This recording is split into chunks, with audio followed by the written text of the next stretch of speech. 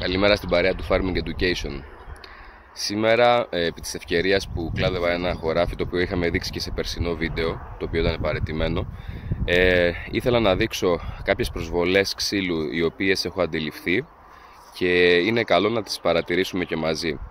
Στο χωράφι αυτό εδώ πέρα επικρατεί πάρα πολύ μεγάλη υγρασία, όπως είχαμε πει και πέρυσι, οπότε η χρήση χαλκούχων σκευασμάτων καθ' όλη τη διάρκεια της χρονιάς επιβάλλεται, τουλάχιστον 2 με 3 φορές, για να μπορούμε να προστατεύσουμε τα φυτά. Μαζεύει πάρα πολύ νερό μέσα το χωράφι, βαλτώνει, είναι πολύ βαρικό και με πάρα πολύ μεγάλο ποσοστό αργύλου. Οπότε, εάν θυμάστε από τα περσινά βίντεο, τα οποία θα τα βάλω και στο link από πάνω να φαίνονται, θα δούμε το πώς ήταν το χωράφι, πώς έχει αρχίσει να μετατρέπεται και κάποια προβλήματα που εξακολουθούν να υπάρχουν, που τα αντιλαμβανόμαστε σιγά σιγά. Εδώ πέρα βλέπουμε το χωράφι είναι γεμάτο λιχίνες σε αυτό το σημείο από τις υγρασίες. Αλλά παρατήρησα κάτι που δεν το είχα δει πέρυσι. Εδώ υπήρχε αυτό το ξύλο,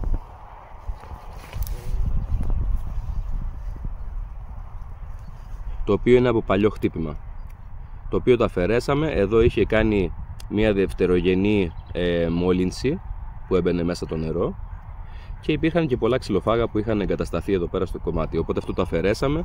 Θα έρθουμε να το απολυμάνουμε το κομμάτι για να αποστηρωθεί. Επίσης στο ίδιο δέντρο, από παλιότερο κλάδεμα,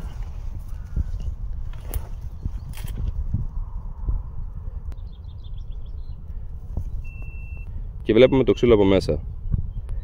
Εδώ πέρα σε αυτά τα σημάδια που βλέπουμε που κάνει ανάμεσα στον υγιείστο, που δεν έχει μείνει και πάρα πολύ, βλέπουμε αυτά τα βαθικαφέ χρώματα που κάνει, τις ραβδόσεις που έχουν ακανόνιστο χρώμα. Αυτά είναι συμπτώματα από κάποιο μύκητα ξύλου. Τώρα δεν μπορώ να καταλάβω εδώ πέρα, γιατί αυτό κανονικά θέλει και εργαστηριακό έλεγχο, αν είναι φώμα ή ίσκα. Αυτά τώρα τα ξύλα τα οποία έχουν προσβεβληθεί κανονικά πρέπει να αφαιρούνται μέχρι να βρούμε υγιή ιστό, για να μπορούμε να επαναφέρουμε το δέντρο. Εδώ πέρα επίσης φαίνεται χαρακτηριστικά το πώς γίνεται, και αυτό λογικά θα πρέπει κανονικά τώρα να το αφαιρούμε για να δούμε μέχρι πού θα φτάσει, να βρούμε υγιή ξύλο, έτσι ώστε να μπορούμε να βγάλουμε ένα καινούριο βραχίωνα. Στην προκειμένη φάση όμως έχω ξεκινήσει να επιλέγω από πού θα κάνω την ανταλλαγή, και από εδώ μόλις αφαιρέσουμε ξύλο και βρούμε υγιές, θα αντιδράσει το δέντρο, θα πετάξει καινούριο και σιγά σιγά θα αρχίσουμε να του δίνουμε ξανά σχήμα από την αρχή, γιατί αυτό το δέντρο το είχαμε μαζέψει αρκετά, το είχαμε αδειάσει ουσιαστικά πέρυσι, αλλά εξακολουθεί να χρειάζεται δουλειά για να δούμε το πώς θα το διαχειριστούμε. Όπως βλέπετε έχει πολλά χόρτα. Μόλις τελειώσει το κλάδεμα εδώ πέρα θα μπούμε μέσα να κάνουμε και τα χόρτα. Εδώ πέρα θα μπει ένας καταστροφέας για να μου καθαρίσει το χωράφι σε πρώτη φάση, και μετά κατ' επέκταση θα δούμε αναλόγως στις βροχοπτώσεις εάν θα πάμε να προβούμε σε κάποιο σκάψιμο ή όχι, για να μπορούμε να συγκρατήσουμε περισσότερα νερά. Αυτά προς το παρόν, και συνεχίζω μετά με βιντεάκι μόλις παρατηρήσω κάτι ακόμα. Λοιπόν, δέντρο που ήταν πέρυσι ξερό, το κατεβάσαμε, το μαζέψαμε, έτσι, και εξακολουθούμε να βλέπουμε ότι υπάρχουν προβλήματα στο φυτό. Θα σας δείξω το τι έβγαλα και γιατί. Λοιπόν, άρχισα και κατέβαζα κορμό για να βρω υγιές ξύλο. Αυτό το κομμάτι εδώ είναι υγιές. Εδώ έχουμε νέκρωση του φλοιού. Εδώ πέρα δεν πέραν χυμή. Οπότε ουσιαστικά εμάς αυτό εδώ είναι που μας μεταφέρει τους χυμούς μέσα από το ηθμαγγείο. Πάμε τώρα από εδώ. Εδώ βλέπουμε τη διαφορά του αποχρωματισμού, το κάψιμο. Εδώ αυτό το είδε ο ήλιος και έγινε ακόμα χειρότερα. Εδώ πέρα είναι τα στίγματα της λιχίνας. Εδώ αυτό είναι το φρέσκο. Αυτό είναι το περσινό χτύπημα. Αυτά είναι τα πρώτα σημάδια που βλέπουμε, που λέμε ότι κάνουμε λιχίνα στα δέντρα. Και εδώ είναι τα αποτελέσματα διετίας. Τώρα φέτος ξεκίνησα με τη μία πλευρά. Σιγά σιγά θα δούμε και τα υπόλοιπα σημεία πώς θα τα διαχειριστούμε. Έχουμε αρχίσει και δίνουμε, δηλαδή εγώ πέρυσι έδωσα εδώ πέρα μία μορφή. Έκοψα ένα που ανέβαινε μέσα στη μέση και δημιουργούσε θέμα σκίασης. Και άφησα μετά να δημιουργώ τους 4 βραχίονες που λέμε σιγά σιγά, να δίνω ένα σχήμα. Είναι κάτι το οποίο δεν γίνεται από μία χρονιά στην άλλη. Πρέπει να έχουμε υπομονή και σιγά σιγά το αποτέλεσμα θα έρθει. Αλλά αν θέλουμε να παίρνουμε και μεγιστοποίηση παραγωγής, δεν μπορούμε να τα κατεβάζουμε όλα στο σταυρό. Πρέπει να είναι, δηλαδή, να συντρέχουν λόγοι, να μην είναι αναστρέψιμα τα πράγματα, που να πρέπει να γυρίσουμε το φυτό στο κουτσούρι, να μπορούμε να το διαμορφώσουμε ξανά, ή να είναι εντελώς διαλυμένο, να είναι εντελώς νεκρό, να έχει πάρα πολλά προβλήματα. Ορισμένα, όπως ας πούμε αυτό εκεί πέρα, το είχα κάνει πέρυσι, γιατί ήταν τέτοια τα προβλήματα που είχε που δεν μπορούσαμε να το επαναφέρουμε. Οπότε το κατέβασα, το μάζεψα πάρα πολύ μέσα και βλέπετε ότι αντιδράει. Αλλά αυτά τα δέντρα για 2 χρόνια δεν θα δώσουν παραγωγή, έτσι. Είναι κάτι το οποίο το ξέρουμε. Άρα πρέπει να το έχουμε και στο νου μας. Εδώ πέρα τώρα σιγά σιγά έχουμε αρχίσει και δίνουμε μορφή κυπέλου. Διαμορφώνεται το δέντρο ξανά. Αλλά πρέπει να το επαναφέρουμε και στην ευρωστία, γιατί όσο καλά και να το κλαδέψουμε, όσο καλά και να το ποτίσουμε, αν τα στοιχεία που χρειάζεται το φυτό δεν μπορεί να τα τραβήξει η ρίζα και να τα ανεβάσει απρόσκοπτα προς το κομμάτι που το χρειάζεται το δέντρο, γιατί κάποια σημεία είναι καμένα, είτε κάποια σημεία έχουν φώμα, ίσκα ή κάποιο άλλο μύκητα του ξύλου, το οποίο έχει νεκρώσει τον ιστό και από εκεί πέρα δεν μπορεί να περάσει το στοιχείο, αναγκαστικά σε κάποια φάση, όταν θα έχει φορτία ή όταν θα ζοριστεί το φυτό, θα αρχίσει να κάνει ξηράνσεις, θα αρχίσει να κάνει μαρασμούς. Σε πολλά σημεία, δηλαδή, όταν το είχα πρωτοπάρει, έβλεπες τα δέντρα, κάτσε να βρω ένα παράδειγμα.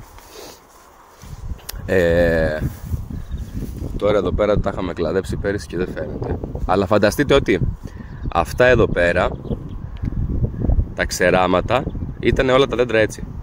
Δηλαδή είτε έβγαζες στις ποδιές και ήταν μαρασμένα, το οποίο δεν είναι βέβαια μόνο θέμα ξύλου, έτσι, είναι θέμα και ιχνοστοιχείων, είναι θέμα και θρέψης. Αλλά λέω τώρα για παράδειγμα, έβλεπες τέτοιους βλαστούς να είναι ετήσιοι, να βγαίνουν τέτοια βλασταράκια μέσα και αυτά τα βλασταράκια να βγαίνουν ξερά.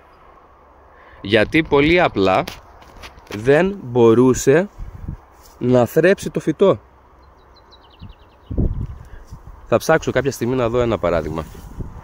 Τώρα πάμε λίγο να δούμε τα κομμάτια ξύλου που κόψαμε, που αφαιρέσαμε, για να καταλάβουμε. Λοιπόν, ξεκινάμε. Το ξύλο το βλέπουμε, έτσι, από εδώ διαλυμένο. Μέσα βλέπετε εδώ πέρα, εδώ είναι που έχει νεκρώσει, από εδώ δεν περνάει τίποτα, εδώ είναι το υγιές κομμάτι. Ασθένειες τώρα του ξύλου, όπως είπαμε, υπάρχει το φώμα, υπάρχει η ίσκα, υπάρχει η ευτυπίωση. Είναι πάρα πολλές ασθένειες, οι οποίες τώρα, για να μπορούμε να βγάλουμε 100% αποτέλεσμα, εάν όντως είναι αυτό ή όχι, θα πρέπει να το κάνουμε σε εργαστηριακό έλεγχο. Δεν είμαι ειδικός σε αυτό το κομμάτι, οπότε δεν μπορώ να εκφέρω γνώμη. Εδώ παρελθοντικά κλαδέματα, χάλια, κοψίματα, δεν ξέρω πώς τα καταφέρανε. Πάλι εδώ κάψιμο, αποχρωματισμός, και σιγά σιγά βλέπουμε εδώ πέρα ότι φτάσαμε σε καθαρό ξύλο. Ελπίζω να γίνεται αντιληπτό. Όλο αυτό το χρώμα γύρω γύρω που είναι καθαρό είναι ο φλοιός, ο υγιής. Εδώ μέσα είναι το ηθμαγείο που ανεβαίνουν τα στοιχεία, και εδώ βλέπουμε από την άλλη πλευρά που κόβαμε το πρόβλημα που υπήρχε.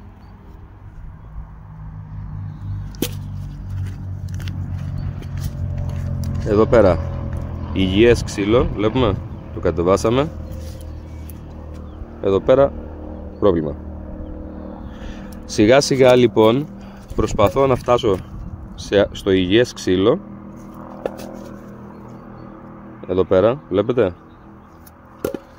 Και το κάνουμε σταδιακά όσο μπορούμε, δηλαδή φέρνουμε το φυτό να έρχεται σιγά σιγά προς το κομμάτι εκεί πέρα που το θέλουμε. Εγώ πάντα, δικιά μου άποψη, αποφεύγω όσο γίνεται τις καρατομήσεις. Εάν δεν υπάρχει άλλη λύση, ναι, θα πάω να το κάνω. Εγώ πρόπερση, δηλαδή όταν ανέλαβα το κομμάτι να το μαζέψω, πήρα μια ικανοποιητική παραγωγή, μετά ήταν χάλια, το κατέβασα, το άδειασα, το μίκρινα, έτσι. Έρχομαι τώρα σιγά σιγά και βλέπω ποια σημεία αντιδράνε καλά, ποια όχι, και ξεκινάω από εκεί τώρα τις καρατομήσεις σταδιακά. Αφότου λοιπόν ανανεώσω εγώ αυτόν τον βλαστό και θα έχω πάρει ήδη τον αντικαταστάτη που θα μου δείξει το φυτό ποιον θα κρατήσω εγώ, έρχομαι μετά σιγά σιγά και βλέπω τους επόμενους. Εγώ από εδώ πέρα θα πάρω κάτι της, μια παραγωγή. Δεν χρειάζεται δηλαδή για 2 χρόνια να κάθομαι να μην παίρνω τίποτα. Σιγά σιγά το πάμε. Εδώ πέρα πάλι το ίδιο. Και ούτω καθεξής. Να, εδώ πέρα πάλι το ίδιο. Δηλαδή όλα αυτά τα δέντρα είναι εν μέρη παραγωγικά. Δεν έχουν πιάσει το μέγιστο της απόδοσης που θα μπορούσαν να έχουν. Αλλά γιατί να τα καρατομήσω τη στιγμή που μπορούν να μου δίνουν κάθε χρόνο κάτι της. Εδώ πέρα κάπου είχα ένα... Να το. Αυτό εδώ πέρα νομίζω είναι που είχαμε κλαδέψει. Το είχα βάλει στο βίντεο πέρυσι, αν δεν κάνω λάθος. Λοιπόν, αυτό είναι το δέντρο το οποίο το είχαμε μαζέψει πέρυσι. Είχαμε δείξει το κομμάτι του αερισμού, πώς το κάναμε το κλάδεμα για να μπορεί να περνάει πιο εύκολα ο αέρας και ο ήλιος. Εμένα εδώ πέρα ο ήλιος τις πιο πολλές ώρες, ο νοτιάς είναι πίσω μου, έτσι. Οπότε τις πιο πολλές ώρες το φυτό το χτυπάει από αυτή την πλευρά ο ήλιος. Άρα θέλω με κάποιο τρόπο η ηλιοφάνεια να περνάει παντού και να περνάει και πολύ καλά ο αέρας.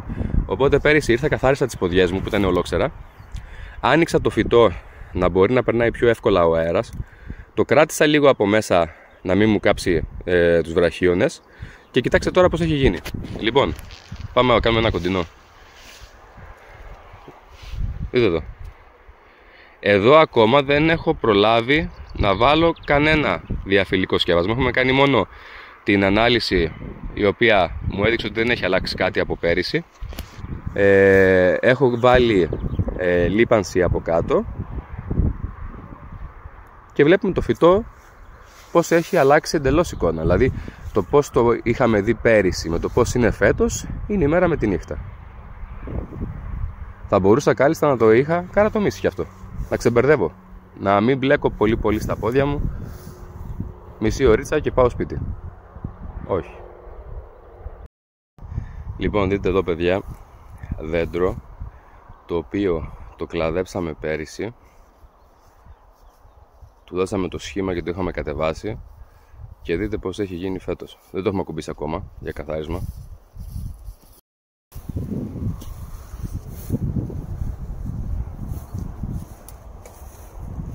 Πάει εξαιρετικά. Τώρα ανοίγει. Εδώ μέσα βλέπουμε τις τομές που είχαμε κάνει.